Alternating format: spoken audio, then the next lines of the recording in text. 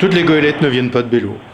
Mais celles qui sont construites avec la technique du 19e siècle, ah, là c'est sûr, elles viennent toutes de Belleau.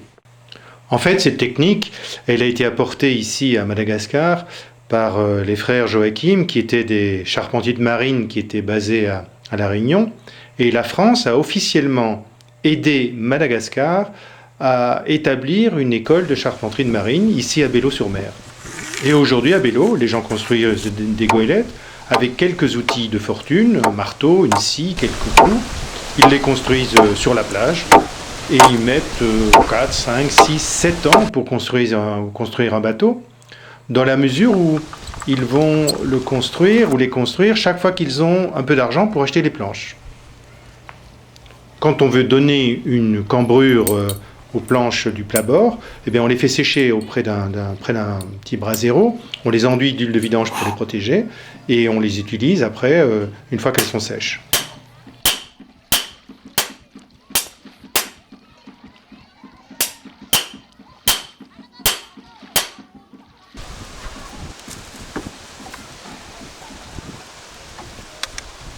Cette opération est longue, difficile, il faut ajuster les planches une par une, et ceci prépare la dernière opération que je n'ai pas pu filmer ici parce que le bateau est loin d'être terminé, et qui consiste à calfater les planches avec des toupes et de la résine.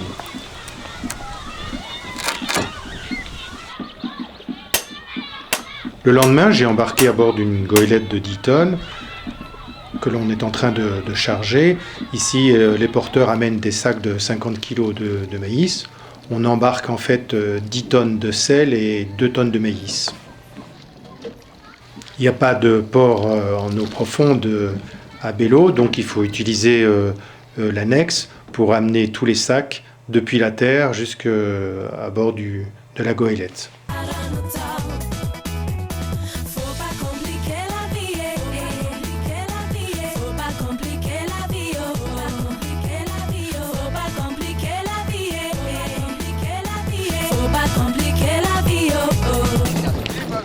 L'homme à la casquette, c'est le capitaine.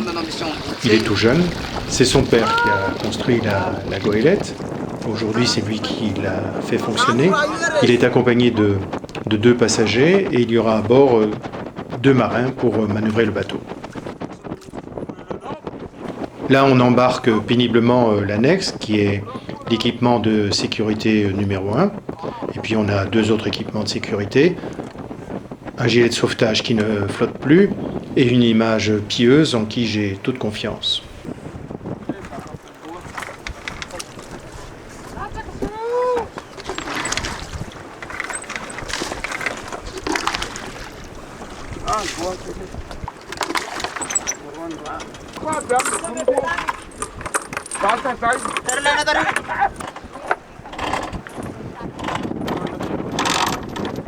Là, on a un vent du sud qui est bien établi, il est portant pour nous, donc c'est parfait. L'équipage va donc se dépêcher de hisser le maximum de toile et on va faire route vers Morondave. Si jamais le vent venait à tourner, on serait obligé de tirer des bords. C'est des bateaux qui ne remontent pas très très bien au vent et donc la durée du voyage deviendrait relativement incertaine. Pendant la journée, on navigue à proximité de la terre, donc il y a des points de repère. La nuit, le capitaine se base sur les étoiles. On a 2 grandes voiles carrées, un foc et 2 petites voiles de flèche.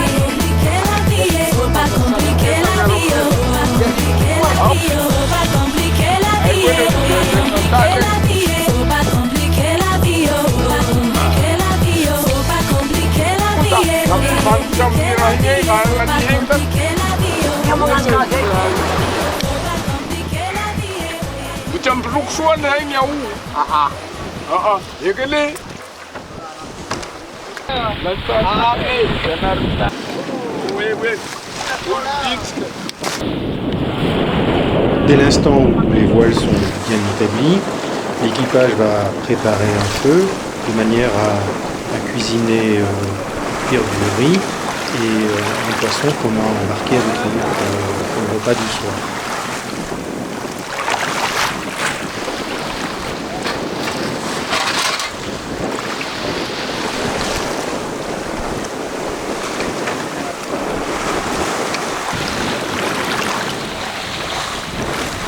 À 6h30, il fait noir et donc malheureusement il n'y a aucune lumière à bord et donc à partir de ce moment je n'ai plus la possibilité de filmer.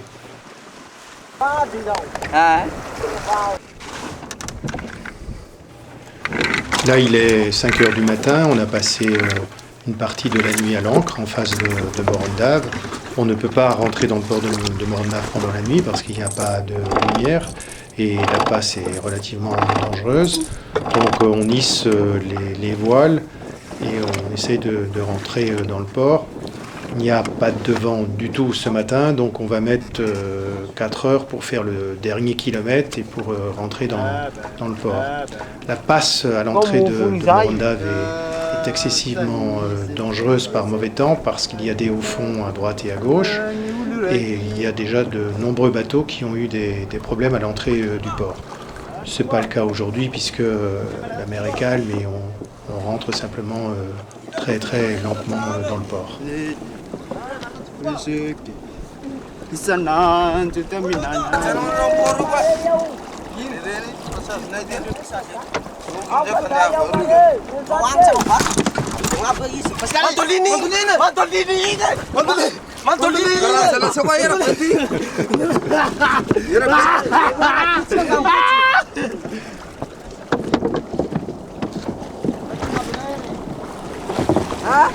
Mendanan ka dalaway!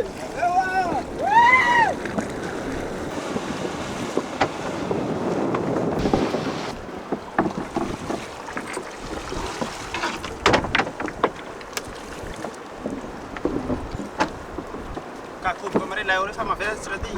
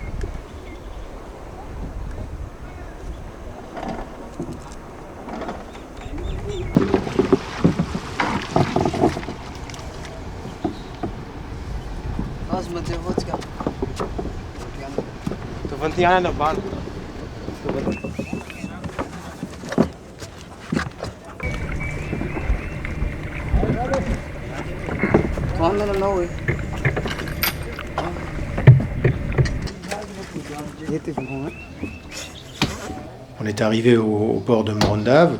On va décharger la marchandise, c'est-à-dire les 10 tonnes de sel et les 2 tonnes de maïs.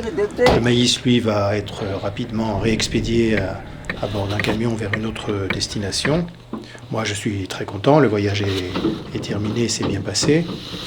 Mais pour le capitaine et pour les deux marins, le voyage continue, puisque maintenant ils vont se mettre à la recherche d'un nouveau fret et ils vont repartir soit vers Bello, ce qui est le mieux pour eux, soit vers une autre destination en fonction du fret qu'ils vont trouver.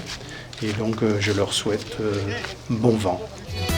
Faut pas compliquer la vie, faut pas compliquer la vie, oh oh.